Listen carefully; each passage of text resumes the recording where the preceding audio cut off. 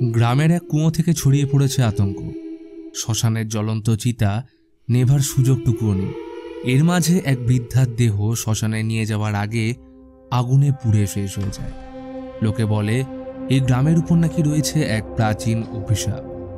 এরই মাঝে মায়ের অসুস্থতার খবর পেয়ে এক পরিবার গ্রামে আসলে ভয়ানকভাবে ফেঁসে যায়। কি হলো তাদের সাথে? গ্রামের এই মহিলাটি কে? এই সকল প্রশ্নের সাথে শুরু করা যাক আজকের গল্প কালী কুহি। বৃষ্টিমুখর অন্ধকার রাতে ব্যাঙের গুঞ্জনে গোটা গ্রাম তখন ঘুমিয়ে। এর মাঝে জঙ্গল পেরিয়ে লম্বা হাতুড়ি নিয়ে কি যেন বিড়বিড় করে এগিয়ে চলেছে একটা লোক। এসে থামল বাঁশবাগানের পরিত্যক্ত কুয়োর সামনে। ক্ষিপ্রতার সাথে একের পর এক হাতুড়ির আঘাতে কুয়োর উপরের অংশ ভেঙে বড় বড় চোখ করে ভিতরে চেয়ে রইল। হঠাৎ দেখা গেল কুয়োর মধ্যে এক রহস্যময় আলোর আভা, যা ধীরে ধীরে বাড়তেই একটা হাত লোকটাকে চেপে ধরতেই শোনা যায় তার মারণ চিৎকার। নিকোষ অন্ধকারে কুয়ো থেকে একটা বাচ্চা মেয়ে বেরিয়ে এসে গ্রামের দিকে হাঁটা দিল। মানুষ তখন সাইকেলে বাড়ি ফিরছে। টর্চের আলোয় দেখে মেয়েটা রাস্তার মাঝে দাঁড়িয়ে ভিজছে। কি রে, এত রাতে কি করছিস? তুই সঞ্জয়ের মেয়ে না? কোনো উত্তর আসলো না দেখে মেয়েটিকে সাইকেলের পিছনে বসিয়ে গ্রামের দিকে রওনা দিল। দ্রুত প্যাডেল করে জলকাদা টপকে সাইকেল ছুটিয়ে সঞ্জয়ের বাড়ি পৌঁছে লোকটা ফিরতে বুকটা ছ্যাঁত করে উঠল। পিছনে কেউ নেই। মেয়েটা কোথায় গেল? অন্যদিকে এক বৃদ্ধার বাড়িতে মেয়েটা দরজায় কড়া নাড়ল। এত রাতে কেউ তো আসার কথা নয়। দাদি ছুটে গিয়ে দরজা খুলতেই অসহায় মেয়েটাকে এমন অবস্থায় দেখে ভিতরে আনল। এই মেয়ে, তোর নাম কি? তোর বাবাকে? মেয়েটা ঠান্ডা গলায় বলল, আমার তারাগি কোথায়? দাদি ভয়ার্ত দৃষ্টিতে আলোয় মেয়েটির মুখ দেখতেই ভয়ঙ্কর চিৎকার করে মূর্ছা গেলে মেয়েটা নিঃশব্দে ছাদের ঘরটায় প্রবেশ করে যায়। সেদিন সকালে শিবাঙ্গী বরফের গোলা নিয়ে মনের সুখে মায়ের সাথে স্কুল থেকে বাড়ি ফিরছে। আজ ওর অঙ্ক পরীক্ষা বেশ খারাপ হয়েছে, তাই বাবার থেকে বাঁচানোর জন্য মাকে মানাচ্ছে। প্রিয়ার অবশ্য মুড বিগড়ে আছে, কারণ দর্শন বলেছিল স্কুলে আনতে যাবে, কিন্তু বাড়ি ফিরে দেখে মনে হলো ওর হাব ভাব অন্য কথা বলছে। দর্শন বলল মায়ের শরীর অসুস্থ, তাই সপরিবারে এখনই গ্রাম যেতে হবে। প্রিয়া তেমন প্রতিক্রিয়া দেখাল না। মেয়েকে নিয়ে গ্রামে যেতে সে রাজি নয়, কারণ শাশুড়ির সাথে ওর সম্পর্ক বরাবরই খারাপ। স্বামী স্ত্রীর বাগবিতণ্ডার পর অবশেষে প্রিয়া যেতে রাজি হল। সন্তানের সামনে এইসব নিয়ে ঝামেলা কারোর শোভা দেয় না। রেডি হয়ে কোনো রকমে বেরিয়ে পড়লেও গ্রাম পৌঁছতে বেশ দেরি হয়ে গেল। পাঞ্জাবের প্রত্যন্ত গ্রামের কাঁচা পাকা রাস্তা দিয়ে গাড়ি এগিয়ে চলেছে। গ্রামের সরু গলিতে গাড়ি ঢুকবে না, তাই মহল্লার বাইরে গাড়ি পার্কিং করে গলিপথে এগিয়ে চলল। প্রিয়া লক্ষ্য করল গ্রামের বেশ কিছু বাড়ির সদর দরজায় সুরক্ষার জন্য নিম পাতার সাথে লাল সুতো বেঁধে ঝোলানো। দর্শন সদর দরজা ভিতর দিয়ে খুলে প্রবেশ করলে বোঝা গেল এটা শুরুতে দেখানো সেই বাড়িটা, অর্থাৎ ওই বৃদ্ধা দর্শনের মা। দরজা খুলল পাশের বাড়ির সত্যমাসী, শিবাঙ্গীর দাদি, মানে দর্শনের মায়ের শরীর খারাপের পর ইনি তার দেখাশোনা করছেন। সেই রাতে কি হয়েছিল সেটা এখনো ধোঁয়াশায়। ডাক্তার হসপিটাল নিয়ে যেতে বললে সে রাজি হয়নি। এখন যদি ছেলের কথায় মত পাল্টায়, দেখা যাক। শিবাঙ্গী তখন বাইরে পোষ্য টুইঙ্কেলের সাথে ব্যস্ত। হঠাৎ ছাদের ঘরের দরজায় জোরে শব্দ এল, কিন্তু তেমন কিছু নজরে পড়ল না। সারাদিনের জার্নির কারণে ঘুম ভাঙল একটু বেলায়। দাদি এখনো অসাড় হয়ে পড়ে। এদিকে শিবাঙ্গী এসছে শুনে সত্যমাসির বাড়ির বাপ মা হারা ছোট্ট মেয়েটা চাঁদনি দেখা করতে ছুটে এসছে। একসময় ওরা দুজন খুব খেলত। শিবাঙ্গীর খুব অল্প স্মৃতিই রয়েছে।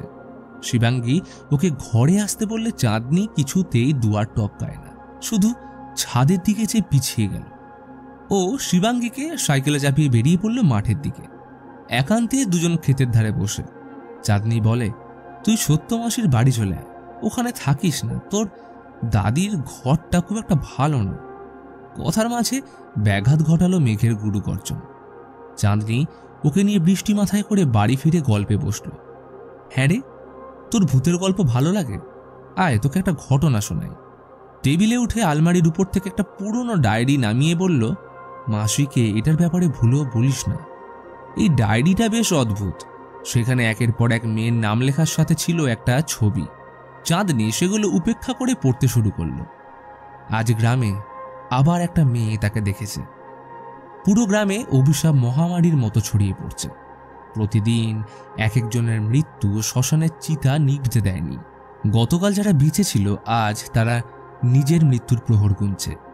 ফাঁকা গ্রামের জমিতে দাঁড়িয়ে আমি আর মণি, মহামারীর বিপরীতে দুই সাহসী বন্ধু। ভালোই সময় কাটছিল। হঠাৎ মণি কাউকে আসতে দেখে বলল, তুই পালা। দুজন আমরা হরিণের মতো তীর বেগে ছুটে চলেছি। মণি বাঁশবাগানের সেই কুয়োটার সামনে এসে থামলে ওর নাকমুখ থেকে কালো তরল বেরিয়ে আসতে থাকে। বুঝে ওঠার কিন্তু সময় পেলাম না। সেই ভয়ঙ্কর বৃদ্ধা এসে কাঁধে হাত রাখতেই মণিকে আর দেখা গেল না। তখনই সত্যমাসী এসে ডায়েরিটা কেড়ে প্রচণ্ড রেগে দুজনকে বুকে তাড়িয়ে দিল। এই ডায়েরিটা সত্যমাসী কোনোদিন কাউকে পড়তে দেয় না, শুধু বুকে আগলে রাখে। বেচারা শিবাঙ্গী বোকার মতো দৃষ্টিতে ভিজছে, ঠিক উঠোনে বাঁধা টুইঙ্কেলের মতো। দর্শনকাল থেকে না খেয়ে মায়ের পাশেই বসে প্রিয়াকে খাবার আনতে দেখে যেতে সুরে বলল, এইবার মাকে একা রেখে কোথাও যাব না, মেয়েকেও যেতে দেব না।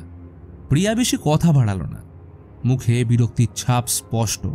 বাবার এমন অবস্থা দেখে শিবাঙ্গীও মুখে খাবার তুলল না। সেদিন রাত অবধি বৃষ্টি চলল।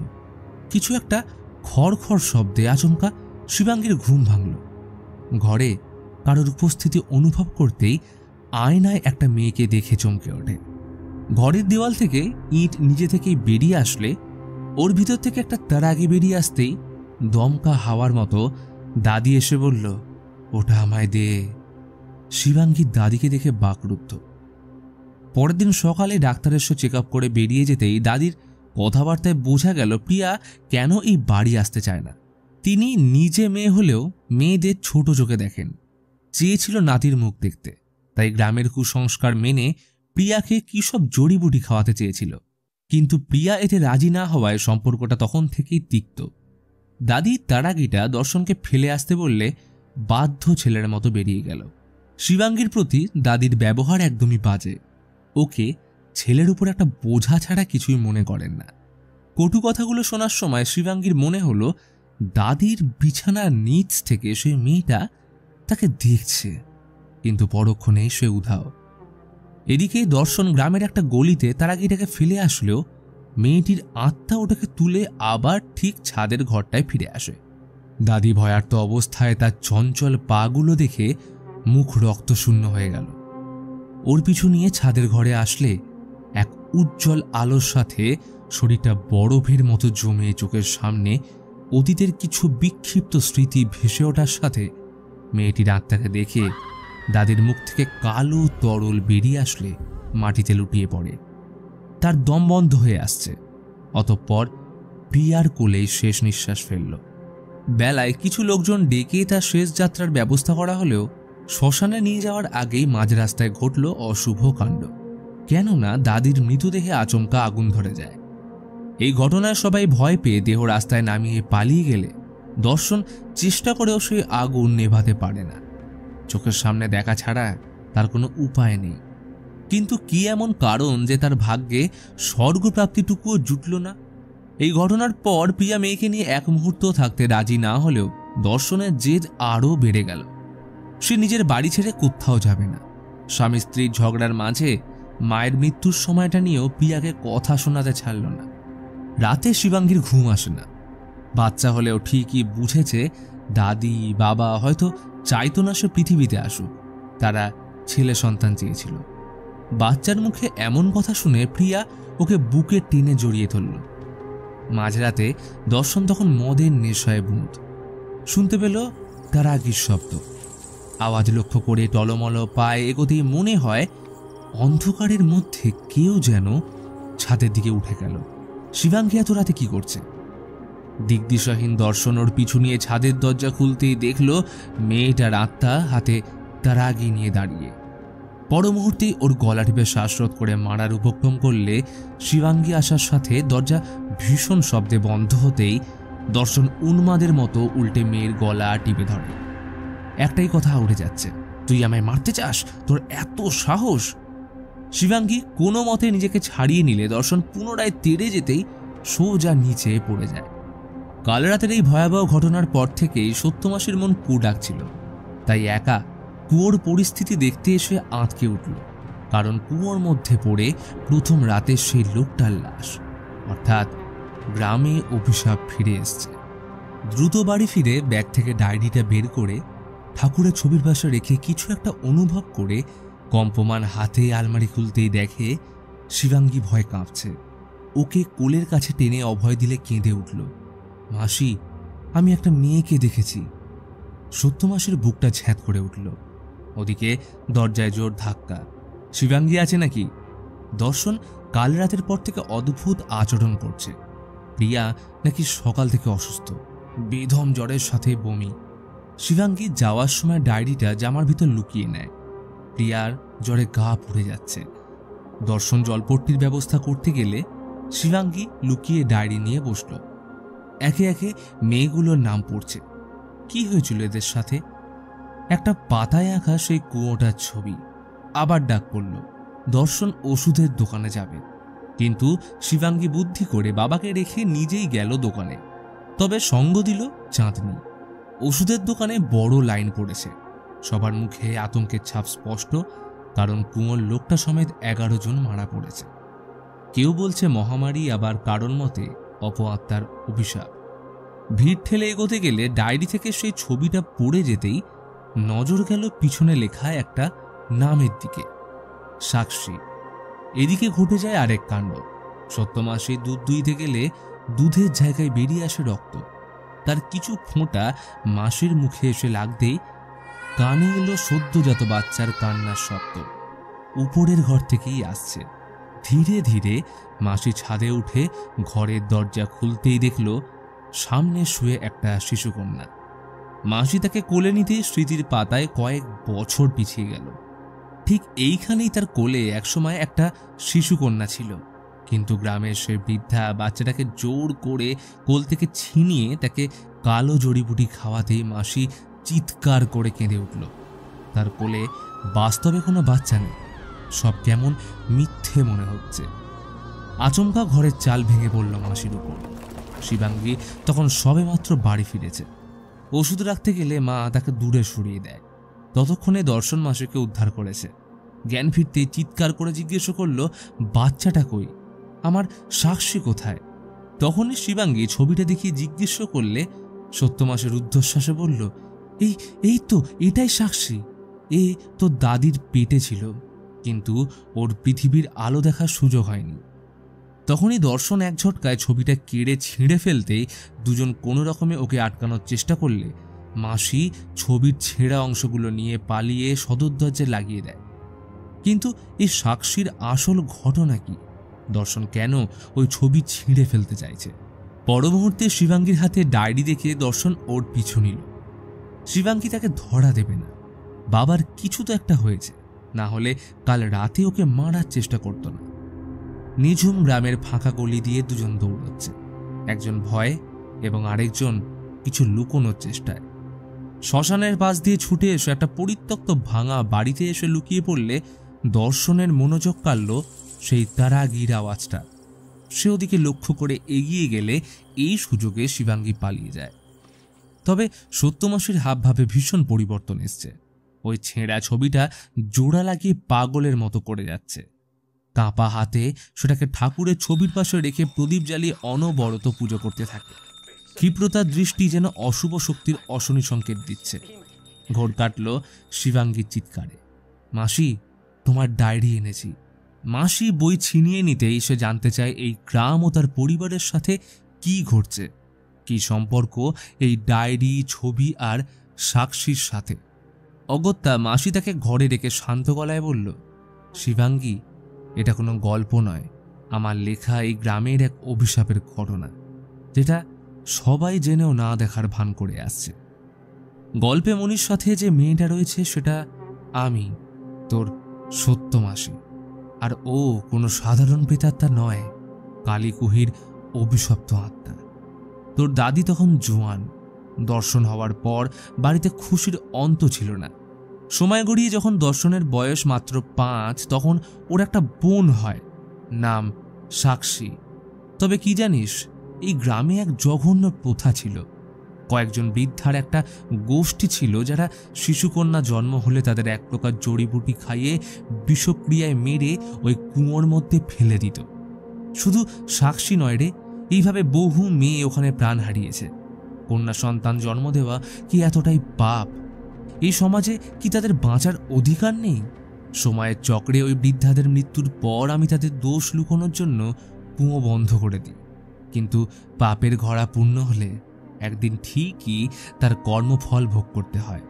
আমাদের জমির এই অভিশপ্ত কুয়ো কেউ একদিন খোলার পর সাক্ষীর অতৃপ্ত আত্মা জেগে উঠেছে। এখন তার অপূর্ণ আশা মেটানোর সময় এসছে। শিবাঙ্গী পাগলের মতো ছুটে চলল বাবাকে খুঁজতে, কিন্তু দর্শন এক অদ্ভুত মোহতে কুয়োর সামনে দাঁড়িয়ে। হঠাৎ ঠান্ডা গলায় মেয়েটা বলল, ভাই, আমায় ভুলে গেলি? তুই তো আমার জন্য তার আগে বানাসনি।